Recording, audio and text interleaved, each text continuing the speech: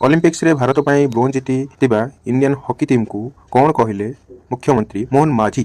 है नमस्कार, मैं उड़ीसा से सीएम बोल रहा हूँ मोहन माझी। जी सर, मैं हरमनप्रीत सिंह बोल रहा हूँ। है जी, आपको बहुत बहुत हमारा तरफ से many many thanks to you और बहुत बहुत बधाई हो।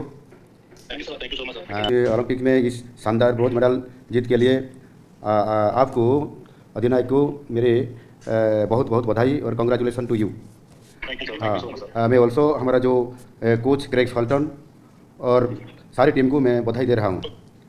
Thank you sir. और बहुत हाँ जी, और इसके साथ साथ हमारा जो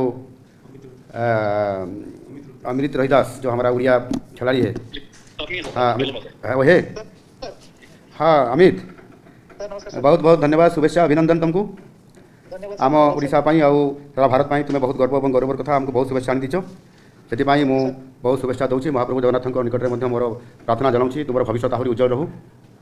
जय जगन्नाथ। जय